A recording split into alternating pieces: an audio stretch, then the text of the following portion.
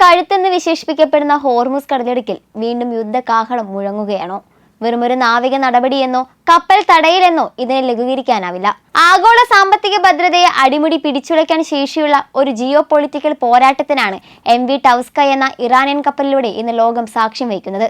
കടലിന്റെ നീലപ്പരപ്പിൽ അമേരിക്കയും ഇറാനും തമ്മിലുള്ള ഈ കൊമ്പുകോർക്കൽ കേവലം രണ്ട് രാജ്യങ്ങൾ തമ്മിലുള്ള തർക്കമല്ല. ഓരോ തുള്ളി എണ്ണയ്ക്കും ലോകം കാത്തിരിക്കുമ്പോൾ അന്താരാഷ്ട്ര വിപണിയിലെ വില നിലവാരത്തെയും നിങ്ങളുടെ അടുക്കള ബജറ്റിനെയും വരെ അട്ടിമറിക്കാൻ ശേഷിയുള്ള ഒന്നാണ് ഈ നയതന്ത്ര യുദ്ധം.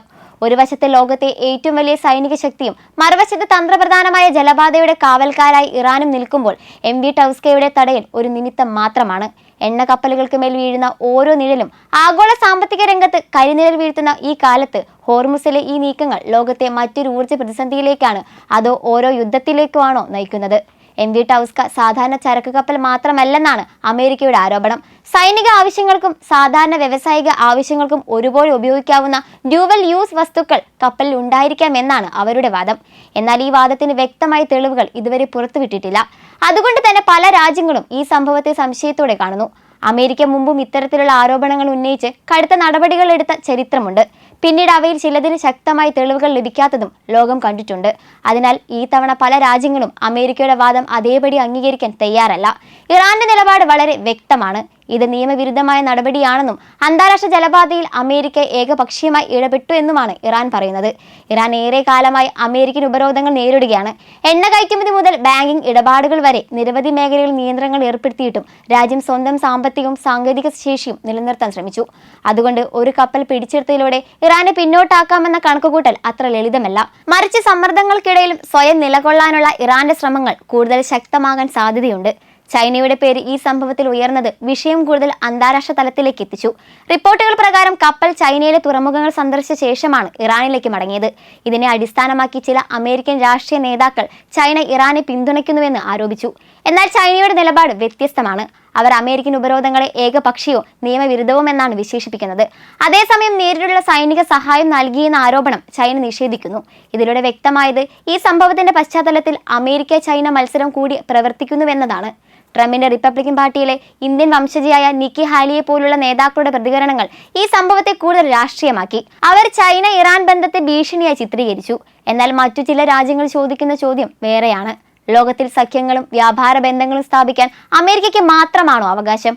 അമേരിക്കയ്ക്ക് അനുകൂലമായ ബന്ധങ്ങൾ സുരക്ഷയും അമേരിക്കയ്ക്ക് ഇഷ്ടമില്ലാത്ത ബന്ധങ്ങൾ ഭീഷണിയും എന്ന സമീപനം ഇന്നത്തെ ബഹുദ്രവ ലോകത്തിൽ കൂടുതൽ ചോദ്യം ചെയ്യപ്പെടുന്നു. ഈ സംഭവത്തിന്റെ മറ്റൊരു ഫലം ഇറാനും ചൈനയും കൂടുതൽ അടുത്ത് സഹകരിക്കാൻ സാധ്യതയുള്ളതാണ്. സാമ്പത്തിക ഉപരോധങ്ങൾ ശക്തമായപ്പോൾ പല രാജ്യങ്ങളും പകരം പേയ്മെന്റ് സംവിധാനങ്ങൾ, പ്രാദേശിക കറൻസികളുള്ള വ്യാപാരം, പുതിയ വ്യാപാര പാതകൾ, ഊർജ്ജ സഹകരണം എന്നിവ തേടാറുണ്ട്. അതിനാൽ അമേരിക്കയുടെ സമ്മർദ്ദം ചിലപ്പോൾ ഉദ്ദേശത്തിന് വിരുദ്ധമായ ഫലവും ഉണ്ടാക്കാം. ഒരു രാജ്യത്തെ ഒറ്റപ്പെടുത്താൻ ശ്രമിക്കുമ്പോൾ പുതിയ കൂട്ടുകെട്ടുകൾ രൂപപ്പെടാൻ ഇടയാകാം.